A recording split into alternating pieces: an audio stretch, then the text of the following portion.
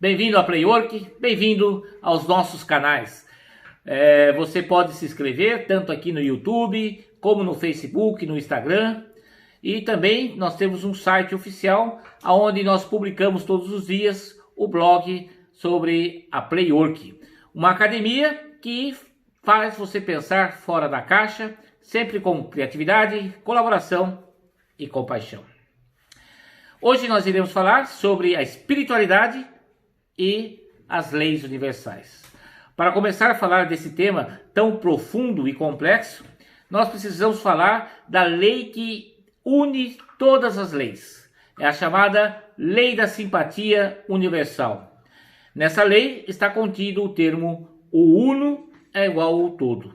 Pela Lei da Simpatia Universal nasce a Lei da Unidade. Só que essa lei ela tem uma composição trina. Então imagine um triângulo, nas suas bases do lado esquerdo nós temos a lei do karma e da reencarnação e do outro lado a lei do dharma e no seu ápice a lei do livre-arbítrio. Essa composição das três leis é, digamos assim, a força motriz que faz com que a lei da simpatia universal funcione. Vamos começar a falar um pouco da lei do karma. Diferentemente dos dogmas estruturados como o hinduísmo, o budismo, o espiritismo e a própria cabala judaica, a lei do karma ela tem uma diferenciação. Por que eu citei essas religiões? Porque essas religiões acreditam na reencarnação, ou seja, no fato de você ir e voltar continuamente num processo de evolução. Já a tradição cristã, desde Constantino para cá, ela baniu a questão da reencarnação. Os primeiros cristãos, principalmente os cristãos gnósticos, que vêm da origem essênia, da qual Maria e Jesus Cristo participaram, João Batista, eles acreditavam na reencarnação. Bom, mas nós vamos falar agora da lei do karma, que muitas pessoas costumam comparar a lei do karma como a lei da dívida. Vamos explicar. Imagine que uma pessoa nasça já com uma deficiência física ou uma deficiência mental. Algumas pessoas e algumas religiões consideram que isso acontece como um pagamento de dívidas passadas. Ou seja, uma pessoa cometeu alguns erros no passado, então como ela não conseguiu resolver esses erros da vida, ou seja, ela acumulou essa dívida para uma próxima dívida, para uma próxima vida. Aqui nós temos uma visão um pouco diferente da lei do karma. Por quê? Porque se existe a lei do livre-arbítrio, como que pode você estar predestinado, ou seja, você estar destinado? Onde fica a livre escolha?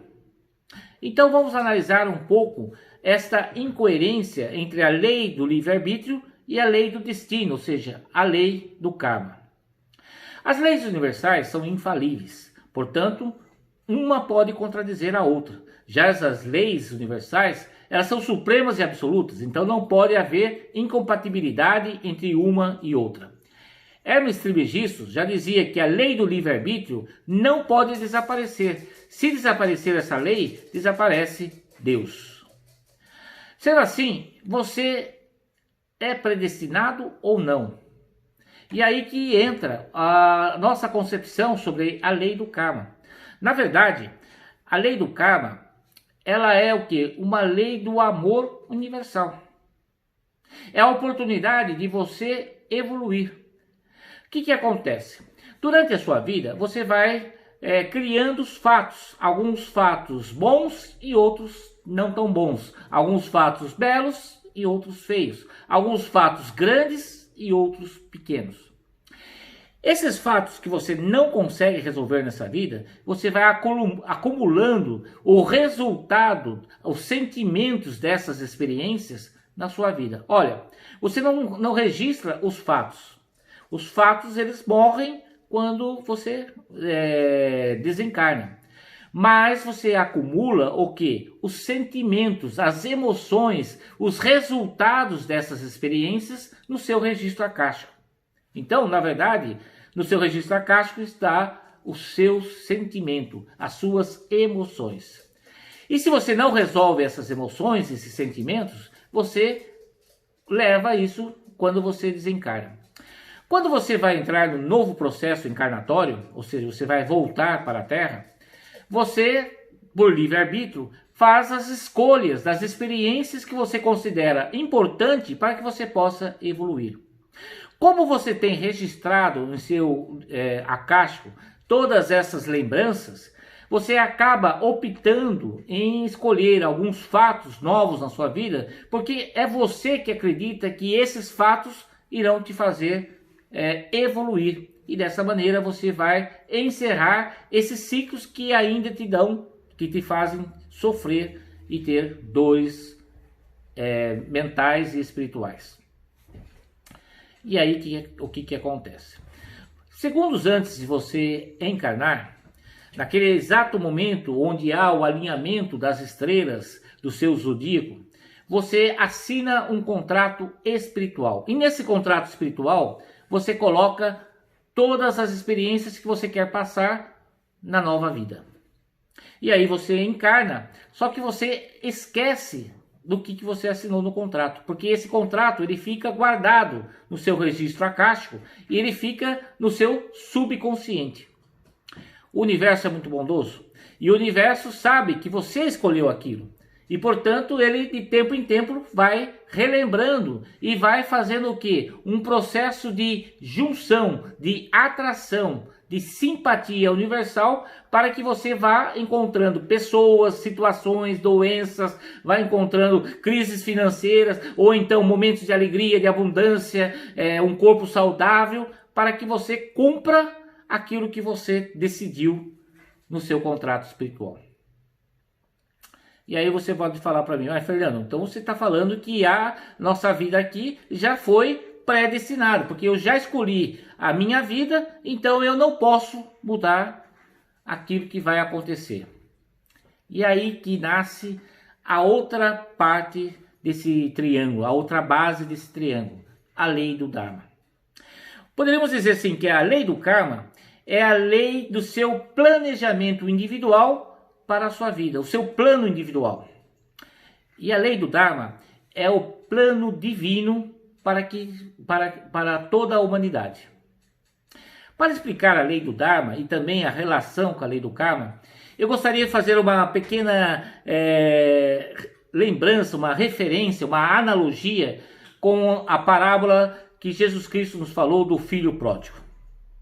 Então imagine que o pai aqui agora, ele se chama Dharma. Então o pai Dharma, o pai, ele na sua imensa bondade, ele toma uma decisão de criar o mundo. E ao criar o mundo, ele distribui a sua herança energética para com todos os seres, com todos os seus filhos nesse mundo que ele criou. Então, na história do filho pródigo, o pai, ele distribui a sua herança para os seus dois filhos. Um dos filhos, ele decide continuar seguindo a mesma vida que ele já tinha. Ou seja, por um processo evolutivo de imitação, ele decide imitar o pai. Só que o processo evolutivo da imitação, ele precisa que você imite 100% o pai. E o outro filho, ele já falou assim, não, com esse dinheiro eu vou passear, vou fazer festa, vou gastar o meu dinheiro, vou comprar presentes, nossa, vou comprar roupa, carro e pica a mula. Só que é o seguinte, a energia todos ganham e é uma energia igual. Ela é de uma distribuição equânime, ou seja, todos recebem do Pai a mesma energia. Só que, como você utiliza essa energia, é uma decisão sua. No caso do segundo filho, como ele gastou muita energia, logo acabou o dinheiro, que vamos falar assim que o dinheiro aqui é a energia. E aí o que aconteceu? ele começou a ter que trabalhar novamente, só que ele trabalhava como empregado, começou a passar fome, e aí o que aconteceu?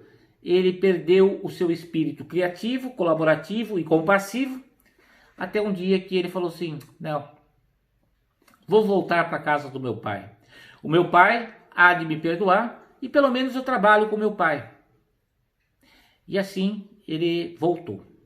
O seu pai, ao saber que o seu filho estava voltando, ele logo fez uma grande festa, porque o pai, que é o Dharma, o plano dele é que você seja feliz, abundante, que você seja saudável, ele só quer o seu bem, ele é o amor. E aí fez uma grande festa e tal.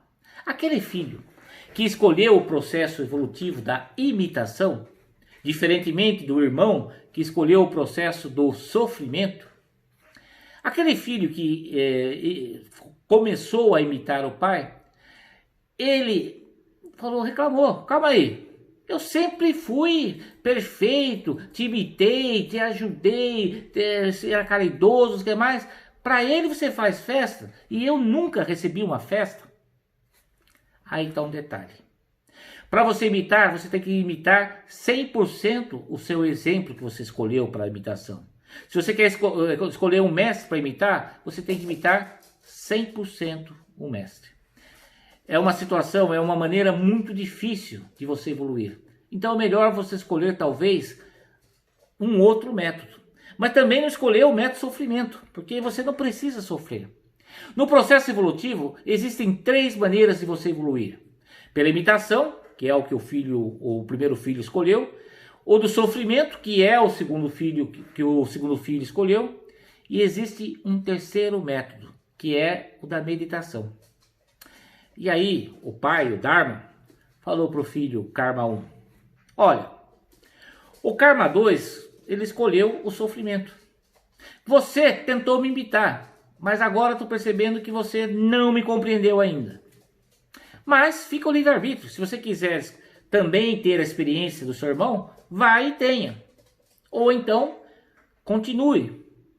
Cabe a você meditar e decidir qual o caminho melhor. A lei do Dharma e a lei do Karma. Essas duas leis, elas se completam com a lei do livre-arbítrio. E essa trindade, aonde a lei do Karma representa o filho, a lei da Dharma representa o pai, e a lei do livre-arbítrio, o Espírito Santo. Essa composição trina forma a lei da atração. Aquilo que você pensa é aquilo que acontece. Portanto, a lei do Dharma lhe permite que você neutralize o seu contrato espiritual.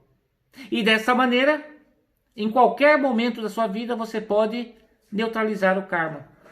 E dessa maneira, se você está sofrendo, ao invés de continuar sendo vítima pela lei do karma, escolha ser co-criador pela lei do Dharma. A decisão é sempre a sua. Afinal, a lei divina, suprema e absoluta, a lei do livre-arbítrio, ela funciona. Porque é ela que faz com que você tenha a experiência da sua própria vida. Gratidão, meus amigos. Olha, é sempre bom ter a sua audiência e eu gostaria novamente de que você seja magnífico, seja eterno, seja o amor. E assim é.